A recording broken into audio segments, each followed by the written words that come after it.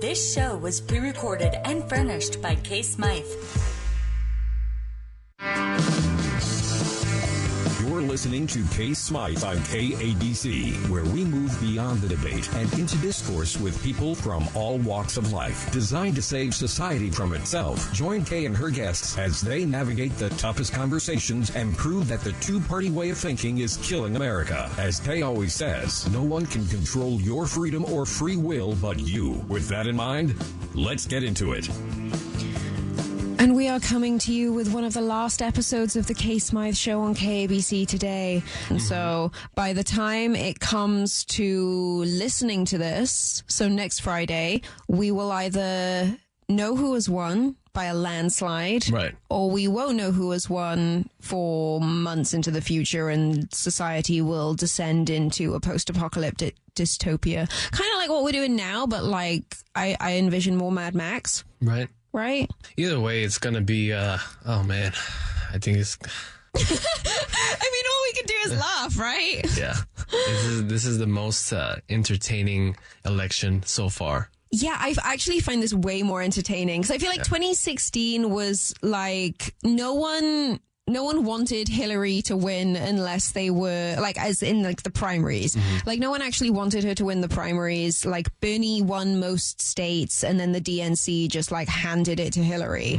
So I feel like California was already pretty disenfranchised and like feeling a little bit chaotic because it's like, oh, we either have to choose between the first woman president or the first reality star president. And now it's like, okay, we've just got these two old guys and we have to pick one. And all of us young people are still being told that we're the ones who are going to like have to save and fix the world. But we have to go and turn to people like Trump or Biden to ask for permission for that, which just sounds and is ridiculous. And so it's either or. We either get 4 years of what we've just been through, which is actually like, if you've lived in America for the last 4 years, it hasn't actually been that bad.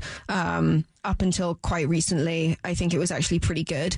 COVID really like, I guess, shed light on how toxic and terrible we all are physically and mentally. Or it's 4 years of just, well, actually, no, this is the thing. It's 4 years of like what we've been through, or it's 6 months of Biden, and then the rest of the time it'll be Kamala Harris. It'll be President Harris, I think. I wonder how long Biden will last if he does get elected. I think a few months.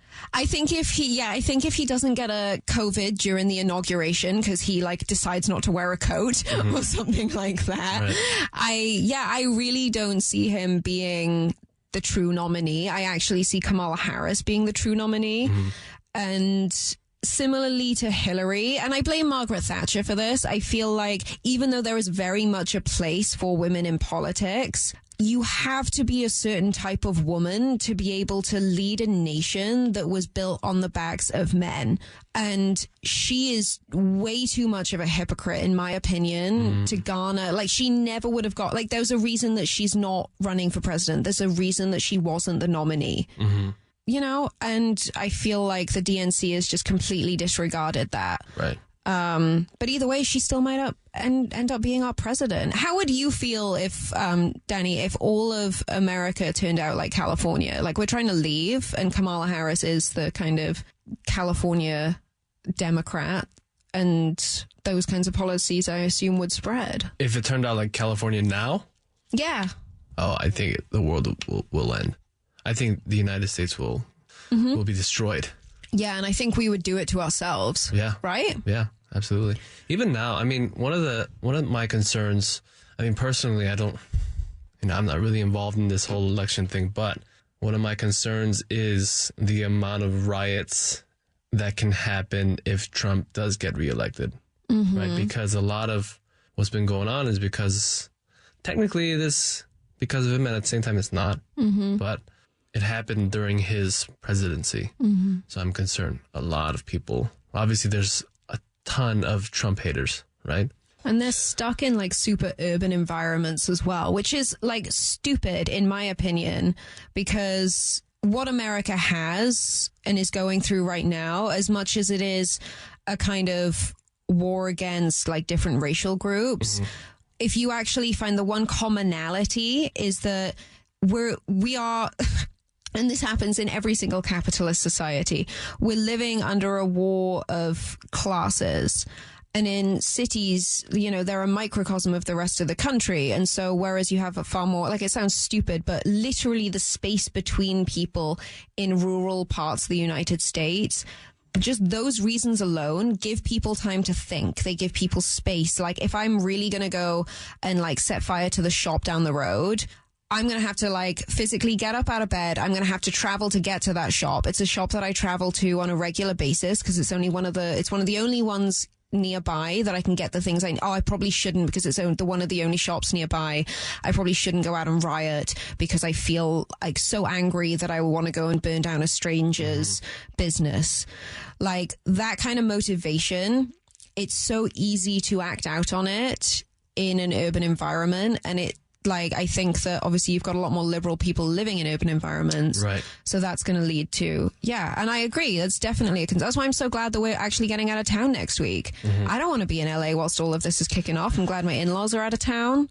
Not going to be in Los Angeles during the first week of this election. Yeah, we're not going to say where we're going, but it's not going to be here.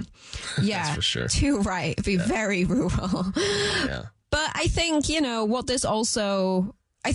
of the things that's like also kind of missing from the debate, the discussion, the discourse for next week's election. And it's so funny because like, obviously it's all come and gone and we're out of town and we're fleeing and who knows, the studio might have burned to the ground. I hope not though. Oh, I hope not. I hope not. But, I think that I've completely lost my train of thought. What was I talking about? LA. Yeah. California. Yeah, I feel like just being able, like, you and I obviously have like the freedom to get out of town, right? Most people don't. So if you're listening to this and you're annoyed at what happened during the election, like, please don't go and burn everything down. And also, that was my point. So also look at how temporary this actually is. So one of the things that I've been thinking about a lot recently is how we will look back on this moment in history. And how in potentially thousands of years humans will look back on this time during history. Firstly, I don't actually anticipate humans existing in a few thousand years. I think we've peaked as a species and we're gonna like naturally start dying off a lot over the next 150 years or so. But with that in mind, the world is watching this election and America is physically holding its breath waiting to see what happens. But guys, this election is only the next 4 years of your life. Like, in 2.5 years, we're going to be going through this all over again. And to me, that shows how majestically unimportant this all is.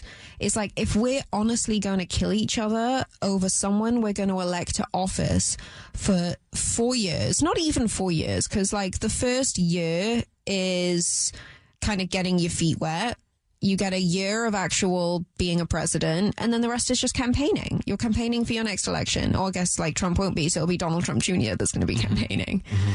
And so I feel like what we've gone through this year feels so unnecessary for what is just like 4 years of time. And I don't know where this kind of pressure and hyperbole has come from, because I remember the world being furious when George Bush won his second term. Like, that was a thing. I don't know if America, you forgot about that, but George Bush won a second term and everyone was furious about it. You know, Green Day wrote a brilliant album about it. We had some of the best music, I think, to come out of rock and roll in that era.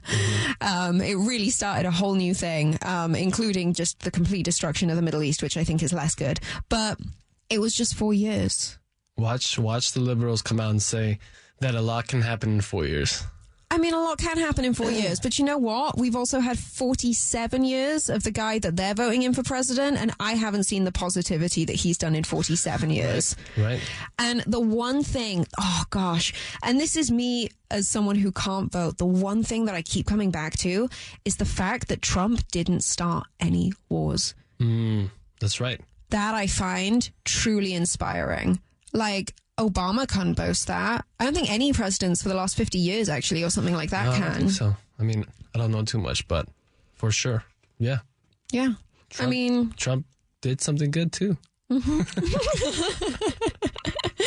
It's just, I mean, wouldn't it be great if we all just kind of, like, focused on local governance. Like, I don't know about you, but the only way that my life has changed after the last 4 years, other than the lockdown rules, which were all locally mandated anyway, like the only thing that happened was the first 2 years I got a really dope deal on my taxes. My taxes were amazing the first 2 years under Trump. And then all the California state stuff came in, and that kind of, put a dampener on things. Right. But other than that, it really hasn't been that bad. But when we get back to the Smythe Show after this break, we are going to keep talking about what it means to be young in this aging world. It's just me and Danny today because we wanted to keep things calm, keep things chill. You guys have been through a lot this week, no matter what side of the spectrum you're on. Right. And, going to keep it pleasant. So we'll be right back after these messages.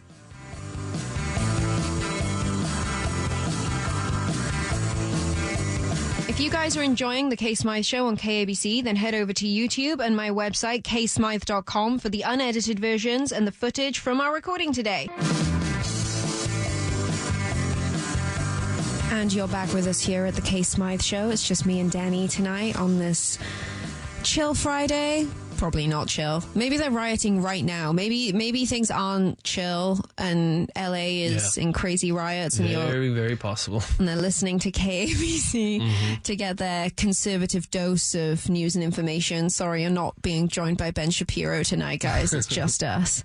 And we highly recommend that you take a chill pill. Not a literal one, because we can't recommend that you do anything without getting sued in this country. But, But no, I feel like, okay, we were talking about this in the car on the way over. So I'm working on my first book at the moment. Right. It's nearly there. And so one of the things that I'm doing to kind of finish or force me to stop or to get around to finishing it is I'm entering a writing competition. And the prompt for the writing competition is what does it mean to be young in an aging world? And every single word that I wanted to use to answer, just like the one word answer that I can give to that question, I can't say on federal airwaves. Because I actually find it really daunting. And I think it's like, when I look at what I've written about, because my book is really focused on the millennial mindset. It's a kind of macro approach to understanding how and why our generation have developed the way that we have, looking at like kind of key moments in our history and our development, looking at the kind of core political, social norms that were in place when we were born, how that, led our parents to raise us the way that they did.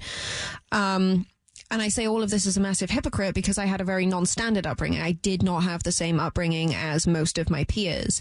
And, I would include you in that. That's why, we talk about it all the time. That's why we get along so well. We're both only children, both experienced a lot before we actually became adults on paper. And so thankfully had that kickstart that allowed us to realize, I still feel like I'm just starting to realize my success. You've obviously had a huge amount of success in the last 10 years, and you're only just 30. For you, what does it mean to be young in an aging world? Just that statement alone, does it evoke anything specific? I feel like, I think it's tough in a different way.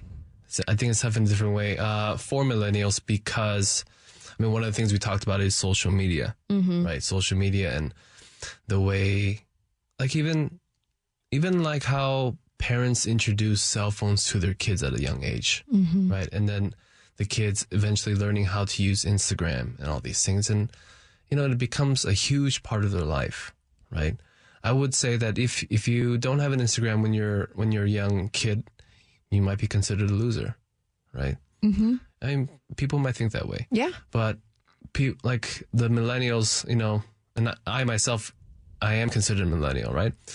We've all become so dependent on social media. And so if you look at the influencers, a lot of their lives people think it's what you see, and so like people compare. People get depressed because their life is not like the influencer, and so like a lot of millennials, depression is such, they get depressed easily, right?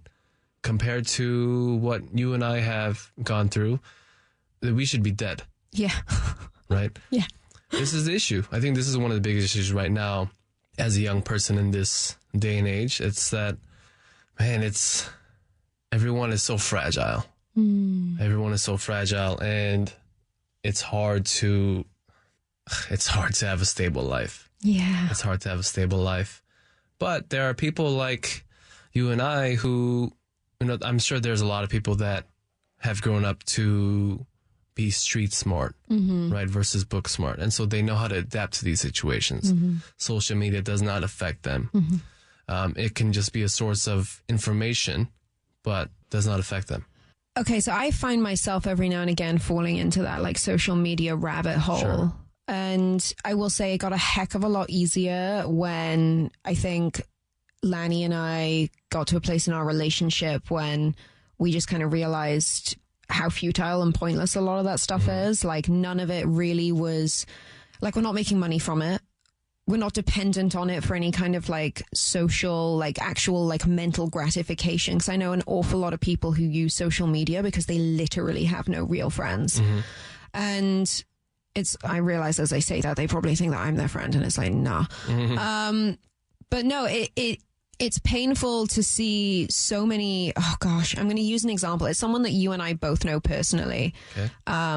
And she has a really public life, posts everything to social media.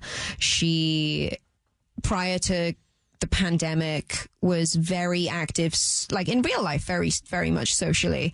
And then I've spent enough time with her privately to the point where I now realize that everything she posts on social media is a lie. And it's devastating because I now can't, I physically can't show up for that friendship. I can't invest in this person because I see the hypocrisy. And just for me personally, that's not something I need in my life. I don't like I'm enough of a hypocrite. I don't need more in my inner circle. But I also, I'm the first person to claim to be like a professional problem solver. Really, that's all I tend to do with my day-to-day life is just solve other people's problems because that's what I get paid to do. And I almost like don't want to go in and like be her friend and help her go through this stuff because quite frankly, I get paid for that. And that doesn't define friendship for me. And as I'm saying this and using this woman as an example, I realize that there's probably about 15 people I know, men and women, who I know personally, who I've had to my home for dinner, who I could include in this. Like, your life is not reflective of how you promote it to be on social media. And I feel icky being around you because of that. That is obviously my judgment. I'm also a terrible person in that context because I am judging someone for doing what everyone else does. But I also feel like if you're living in such a way and promoting a fraudulent image of yourself so consistently to everyone, how does that mental stress impact you? How is it to be so inherently miserable and feel like an abject failure and yet still have to go online and talk about how great you are, how you know everything, how you have answers to everything? And you, Danny, would probably call me out because I'm the first person to fall apart. Like, you've seen me this year go through more emotional turmoil than, well, actually, no, I did have an ex-boyfriend who tried to kill me, so maybe this year hasn't been that bad. But, it's like, you've seen my hypocrisy in stating this. Sure. But I guess the difference being that, like, I realize what the hack is. When I'm miserable, I'm not going to post to social media and pretend I'm okay. I'll post to social media to promote my business so I make more money so I can pay a therapist or, like, do nice stuff for myself to feel better. Right. But I'm not going to, like, lie about that stuff online because frankly, I can't keep up with the lie. You don't. I mean, you don't lie, so... I mean, like, I literally can't keep up with it. I always get caught, so what's the point? Yeah. But, I mean... Do you find, and again, I say that as an influencer, I'm an influencer who attracts other influencers, right? Like that, those are the kind of people who want to hang out with me, is like other women who like think they can like feed off that. Right. But like, do you see a similar thing in your kind of like social demographics, that kind of hypocrisy? Not me personally. Maybe more because of you, and because of the people that we've been meeting. But, like I don't surround myself with those kind of people. My circle's very small, and none of the people that I'm close with are active on social media. They browse, look at, materialistic things and stuff like that, but that's it. Or it's a source of information, but never rely on it. Most of the people that I know that are my age, considered millennials, we've all gone through something where it forced us to grow up pretty quick. Yeah. And so I surround myself with those people because we can connect in that way, Yeah.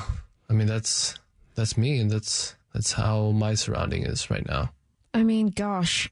So, like, if social media went away and we were just forced to spend time with people we knew closely and personally, I think I would literally just spend time with, like, you, Lanny's parents, and, like, I guess Ron when he comes into town. Like, my social circle, like, especially with COVID, it would be significantly smaller. And obviously there are people, I want to give a huge shout out actually to Brad and Jasmine Williams, who are two people, and their beautiful daughter Elway, who I haven't been able to really see at all this year. And, of those still remaining in Los Angeles, I feel like everyone else has left. But, it's actually very limited, the number of people that I would actually want to spend time with in person. But I don't know if that's just because I see what people post on social media, and it's a vicious circle, I guess. It really is. It really true. Like, social media is a vicious circle of lying, social climbing. Anyway, after the break, we're going to talk about something hopefully more positive. We'll try and find something maybe a little bit more exciting. Maybe some kind of hope. Like, where is the hope for the future? So when you come back with the Smythe Show, I'm here with Danny Ho. And we're going to talk about the hopes for millennials as we go through this next big phase.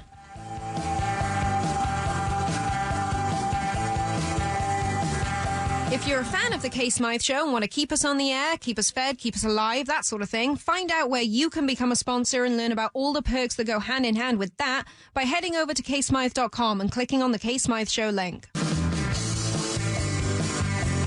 And you're back in here with the Smythe Show. It's just me and Danny today with your post-election. We don't even know who's won because we're recording this ahead of time, and we're thrilled about that. Like, let's not talk about the politics anymore, maybe.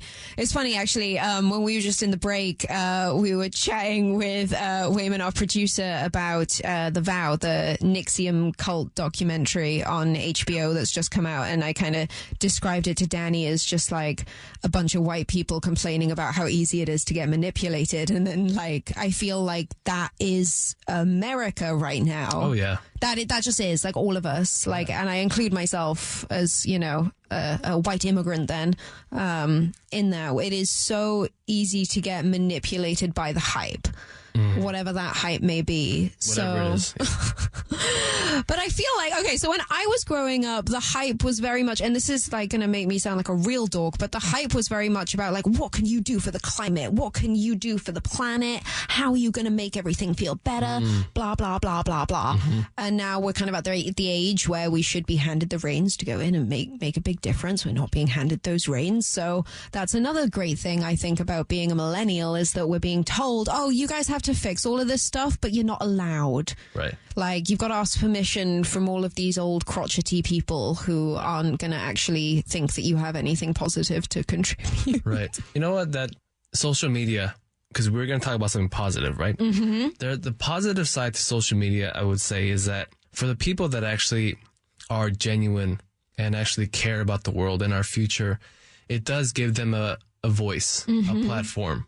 Because there are people that I follow where they're taking advantage of this situation and of social media to really help people, to raise money for whatever it is.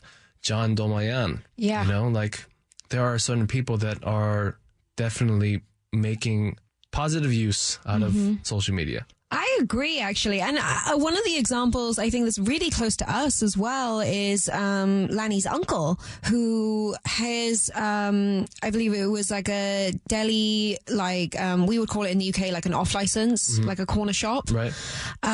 It was completely destroyed during the riots, not here in Los Angeles, out in Alabama.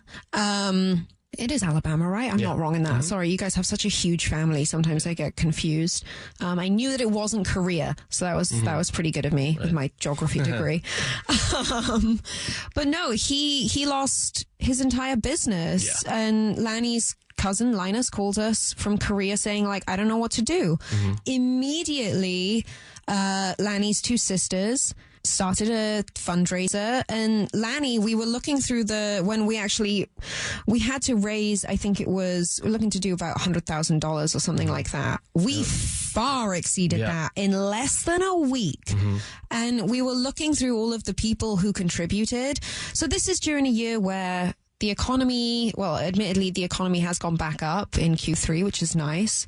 But at the time, the economy was in the toilet. Everyone was unemployed or at least on furlough.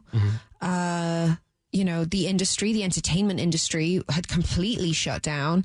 And we were looking through the donors after the fact, and well over 50% of the people who donated came from Lanny's circle.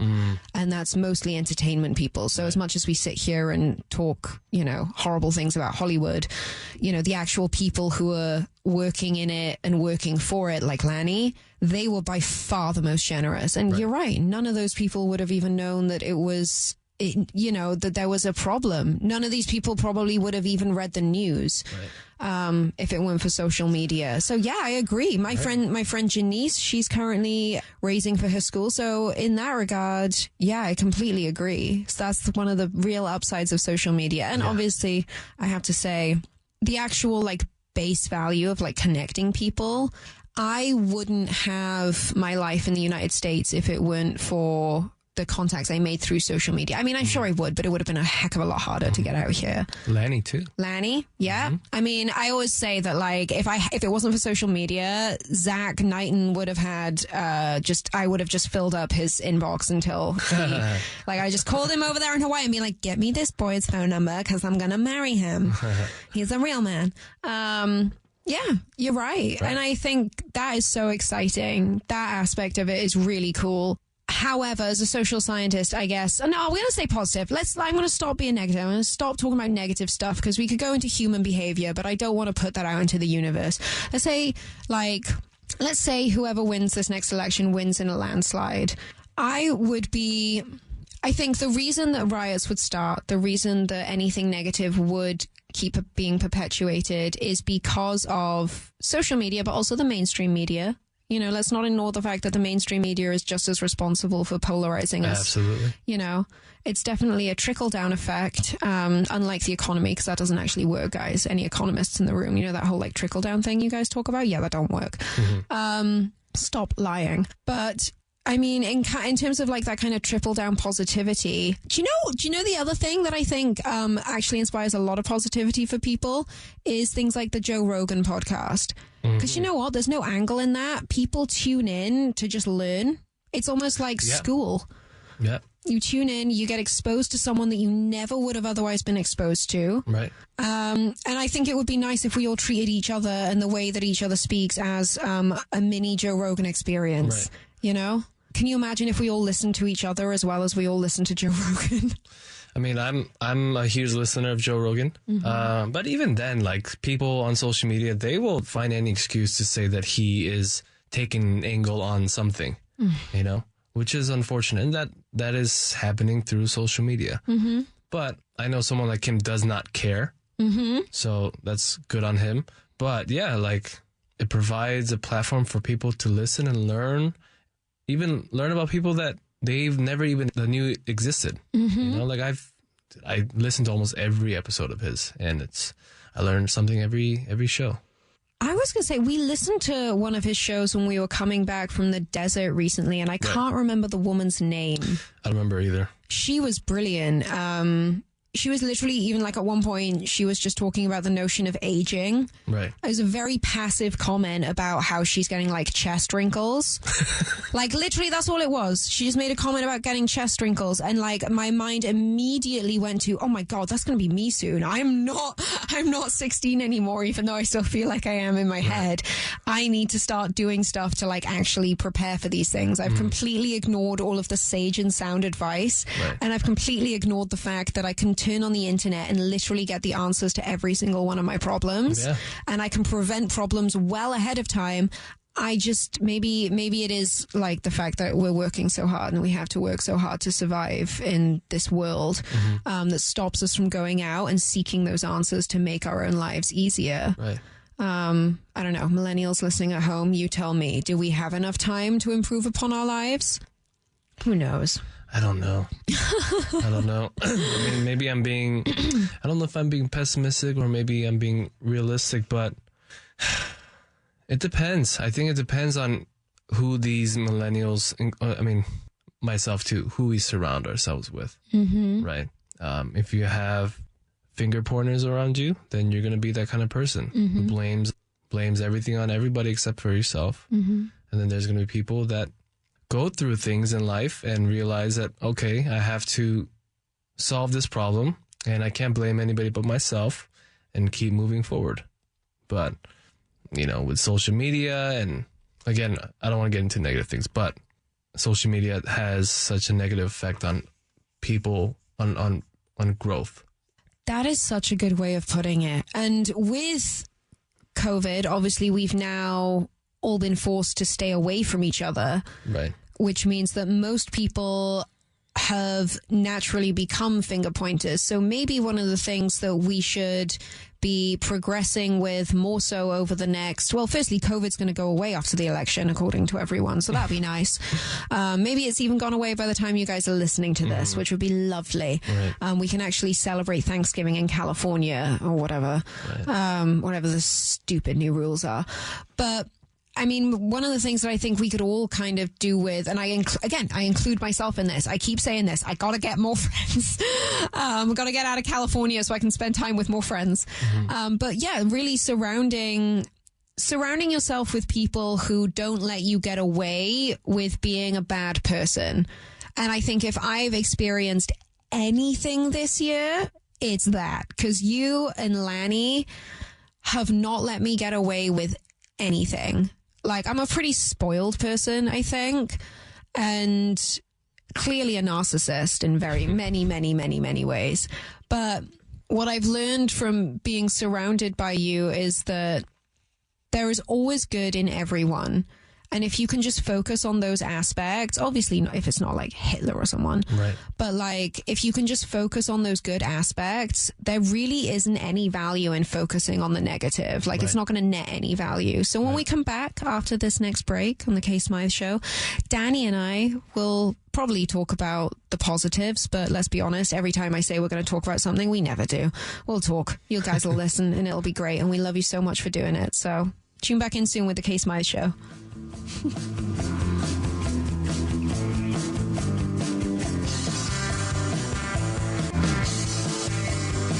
And we are back in with the K Smythe Show, the last segment on this post-election positivity streak.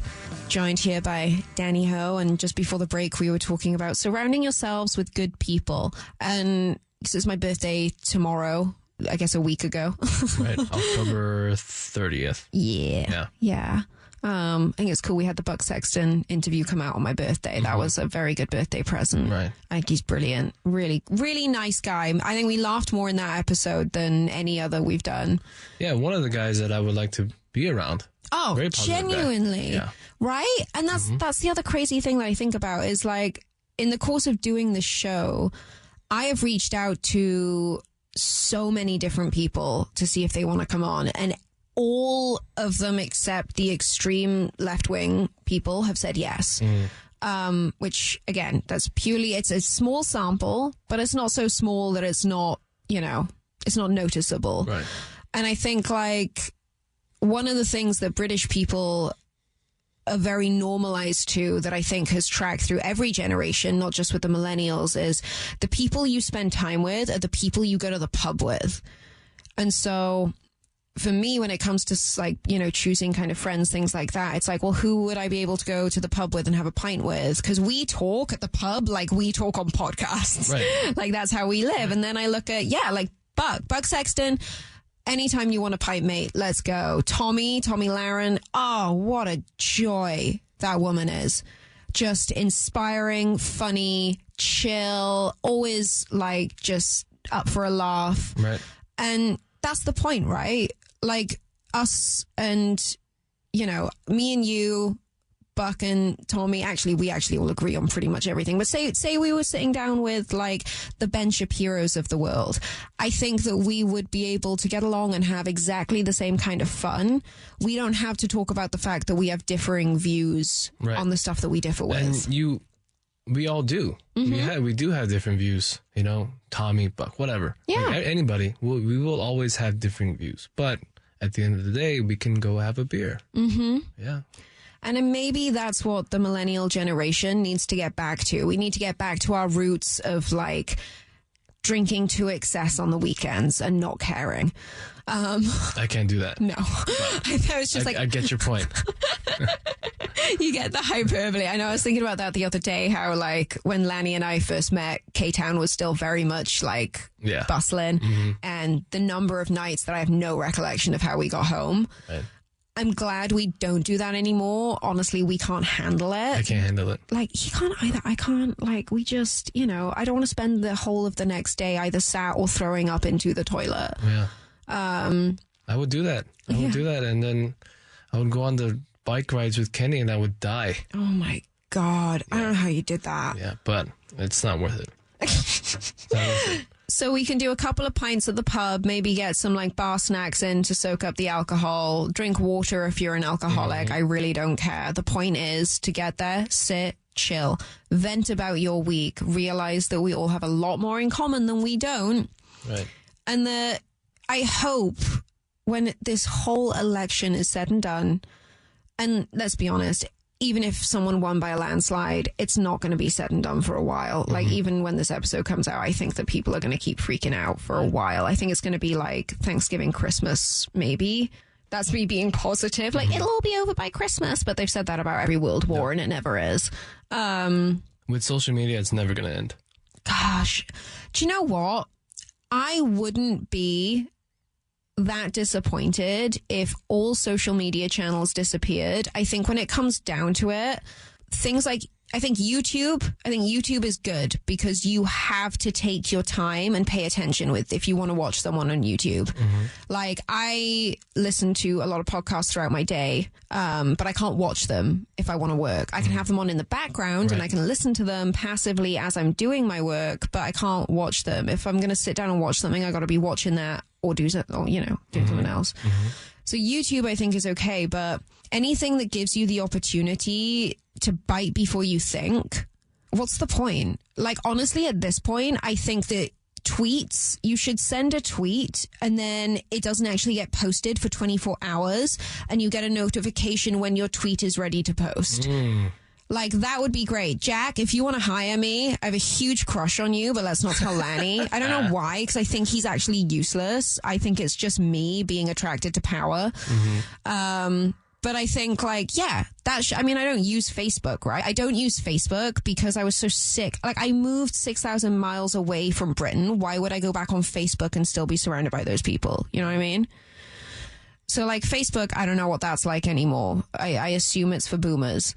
But yeah, I feel like even on Instagram, like, let us think for a day before we want to post something. Mm-hmm. Let us really sit down and contemplate whether the decision that we're making is valuable to the world or to us.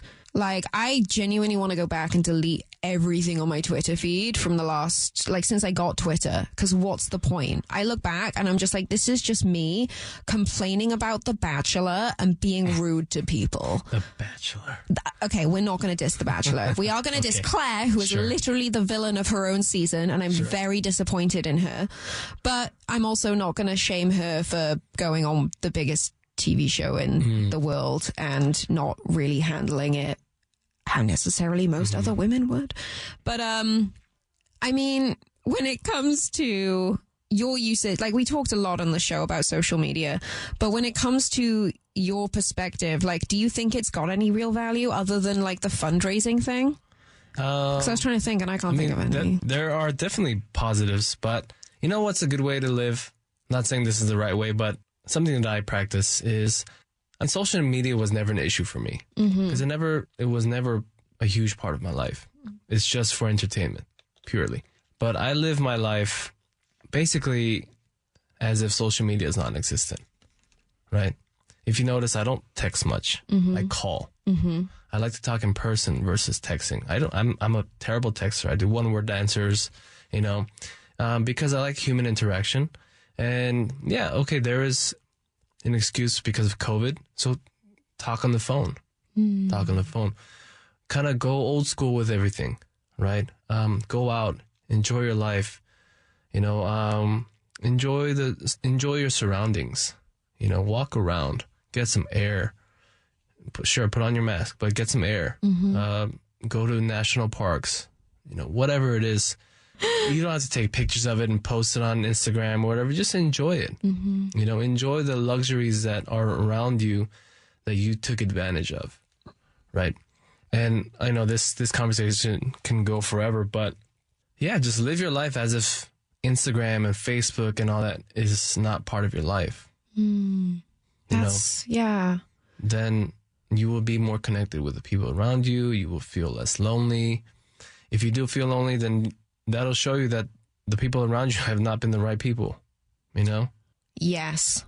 So get out there, figure things out, go do something new, challenge yourself, whatever, cycling or running or, whatever it is, learn how to play chess or Rubik's Cube. I just finished my Rubik's Cube. Oh, you did? Yeah. You actually finised it? It took a whole day. Wait, what? I feel like I was owed a photo. It was a while ago. That's crazy. So random things, man, just do it. Yeah. Just do it. Stop complaining. Stop saying that your life is not like, other people on social media. Go make it your life. Yeah. By doing things differently instead of looking and scrolling through your feed and comparing yourself and throwing yourself a pity party. Yeah. And, even as we talked about earlier in this show, most of the people that that one would compare oneself to on social media, they're lying, they're making up as they go along. Like it's the idea that we all have to be celebrities in some weird way, shape or form. I think that social media has created that value for the normal person. Which, yeah, like you said, is why, God, I know I'm a narcissist, but at least I have friends. Right. It's so true. And I think what you said about going out into the real world, gosh, I was talking about this with my parents this morning. They were asking, because I'm going to be stuck in the States for a while because of it's blah, blah, blah stuff. Right. So I'm not going to be doing that much traveling.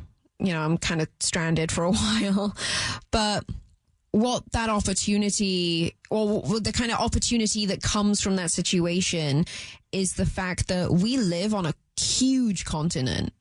America sits atop of the most beautiful piece of land. The national parks that I've seen just living on the kind of left coast, I spent a lot of time visiting the national parks here in California. We've obviously done Utah. We'll go and do more. What I realize about this country is as soon as you get out of the city, or even as you dig into the city, there are these gorgeous little enclaves, somewhere new every day. Right. Literally, there's somewhere new you can explore, something new you can do every day. And if you've seen it on the internet, there's at least a 10% chance it exists in the real world. Right. So maybe it is now time, as we've gotten through the election, so long as civil war hasn't broken out by the time this episode airs, now I think is the time for millennials to truly sit back, reflect, and learn to communicate with one another in person away from our screens. Because absolutely. If this year has taught us anything, the screens make everything more toxic. Yes. And that's probably the worst thing that has happened to the millennial generation, is that we became the kind of testing site,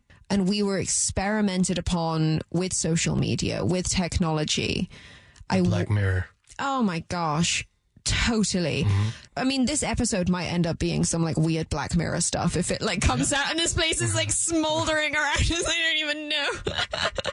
We'll see. But Yeah, Danny, any kind of last words, any last piece of advice as we wrap up here today?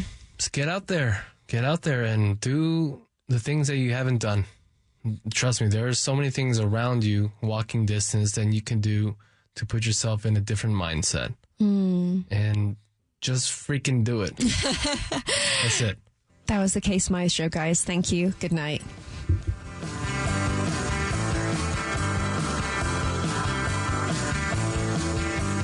If you guys are enjoying the Smythe Show on KABC, then head over to YouTube and my website, ksmythe.com, for the unedited versions and the footage from our recording today.